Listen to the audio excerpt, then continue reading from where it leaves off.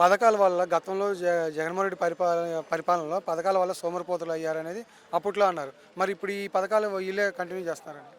ఈ పథకాలు వీళ్ళు ఎక్కడ కంటిన్యూ చేస్తున్నారండి? ఎవరికి వస్తున్నాయి పథకాలు చెప్పండి? ఎవరికి రావట్లేదు. ఆ, ఆటో వాళ్ళకి అని చెప్పి 15,000 అంటున్నారు. దేనికి ఉపయోగం?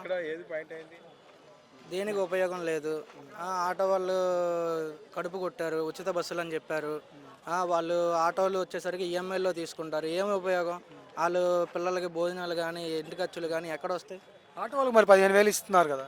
అదేనండి, ఆ 15,000 వాళ్ళు కేసులు అని చెప్పి అయ్యని చెప్పి ఇయ్యని చెప్పి రాస్తున్నారు కదా. దానికి ఉపయోగం ఏముంది? ఆ 10,000 ఇచ్చి చెప్పండి.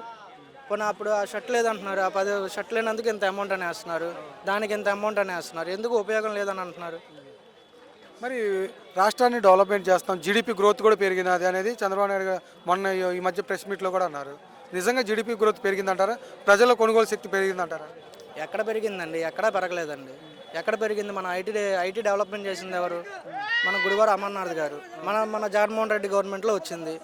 ఎక్కడ వచ్చింది? ఎక్కడా లేదు కదా. మన డెవలప్మెంట్ అమరావతి ఏమైనా డెవలప్మెంట్ అవుతుందా? కొన్ని అమరావతి ఏం అవ్వట్లేదు డెవలప్మెంట్. ఎక్కడ అవుతుంది అమరావతి?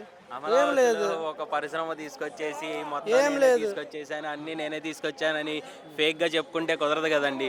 ఇప్పుడు ఆ అమరావతి మునిగిపోతుంది.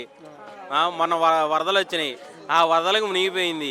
ఎవరు ఏం చేయలేకపోయారు చెప్పండి, ఎవరు ఏం చేయరు. మరి అమరావతిని సింగపూర్ చేస్తా అంటారు కదా. సింగపూర్ చేస్తారండి. ఈ సింగపూర్ కల్లోనే చేయడమే కానీ అది రియాలిటీ అవ్వదండి. అది 5 సంవత్సరాల్లో సింగపూర్ ఎలా చేస్తారండి? పోయిన 5 సంవత్సరాల్లో కూడా సింగపూర్ చేస్తానన్నారు. ఒక సింగపూర్ అంటే సింగపూర్లో ఉన్న ఒక అపార్ట్మెంట్ అన్నా కట్టారా చెప్పండి? అది లేదు కదా. కానీ ఆ అమరావతి అనేది ప్రపంచ రాజధాని అవ్వబోతుంది అనేది వాళ్ళు అంటున్నారు కదా, టీడీపీ వాళ్ళు కానీ జనసేన వాళ్ళు కానీ. అది అయ్యేటప్పుడు చూద్దామండి, అయ్యేటప్పుడు మాట్లాడదాం. ఏమీ అవ్వవు, ఓన్లీ గ్రాఫిక్సే. గత 5 సంవత్సరాలు 10 సంవత్సరాల నుంచి ఆయనే కదా సీఎం. మరి 10 సంవత్సరాల్లో మరి చేయాలి కదా. మరి దిగేటప్పుడు 5 సంవత్సరాల ముందు హామీలు ఇచ్చాడు, హామీలు నెరవేర్చారా? లేదు. మరి జగన్మోహన్ రెడ్డి గారు ఎక్కంగానే మరి హామీలు నెరవేర్చారు కదా. కానీ జగన్మోహన్ రెడ్డి అలా ఇచ్చి ప్రజలు సోమరిపోతులు చేశాడు, రాష్ట్రాన్ని అధ్వానం చేశాడని కదా చంద్రబాబు నాయుడు గారు అంటుంది. అలాగేం లేదండి. పేద ప్రజలకు అందరికీ సహాయం చేశాడు. మెడికల్ కాలేజీలు వచ్చినాయి. ఎక్కడ మెడికల్ కాలేజీలు కట్టలేదు అంటున్నారు. మరి ఇన్ని మెడికల్ కాలేజీలు ఎలా వచ్చినాయి? మళ్ళీ ప్రైవేటీకరణకు కూడా సంతకాలు పెడుతున్నారు అందరూ. మంచి క్వశ్చన్ అడిగారండి. మెడికల్ కాలేజెస్ మనోడు మంచిగా చెప్పాడు. ఆ మెడికల్ కాలేజెస్ కూడా ఇప్పుడు మెడికల్ కాలేజెస్ వచ్చాయి, మెడికల్ హాస్పిటల్స్ వచ్చాయి కొత్తగా. ఆ హాస్పిటల్స్లో కూడా గత ప్రభుత్వంలో జగన్మోహన్ రెడ్డి గారు ఉన్నప్పుడు ప్రతి వృద్ధులకు కానీ ఏ పేషెంట్కి అయినా సరే ఒంట్లో బాగోపోయినా ప్రతి ఒక్కరికి మెడిసిన్స్ దొరికాయండి. ఇప్పుడు హయాంలో మీరు ఇప్పుడు రమ్మన్నా సరే నేను గవర్నమెంట్ హాస్పిటల్కి వస్తా, ఒక్క మెడిసిన్ సరిగ్గా దొరకట్లేదండి.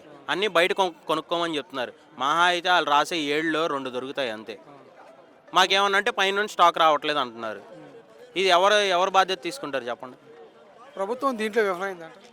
ప్రభుత్వమే ఉంది కదండి. ఇప్పుడు వాళ్ళ గవర్నమెంటే కదా, అది గవర్నమెంట్కి సంబంధించిన హాస్పిటల్సే కదా. గవర్నమెంట్ చూసుకోకపోతే ఇంకెవరు చూసుకుంటారండి?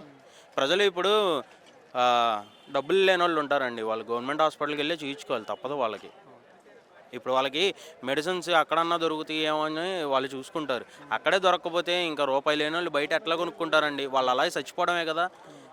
చంద్రబాబు నాయుడు గారు ఎప్పుడైనా సరే జనాభా లెక్కను తగ్గిద్దామని చూస్తారండి, జనాభా లెక్కను పెంచడం కాదు. మరి ఆయన ఎంతమందిగా అంటే అంతమంది కనండి, మీరు జనాభాను పెంచండి అని ఆయన అంటున్నారు కదా. జనాభాను పెంచుతారండి దేనికి? వాళ్ళ వెనకాల తిప్పుకోవడానికా? దేనికండి? ఉపయోగం లేని మాటలు ఇవన్నీ.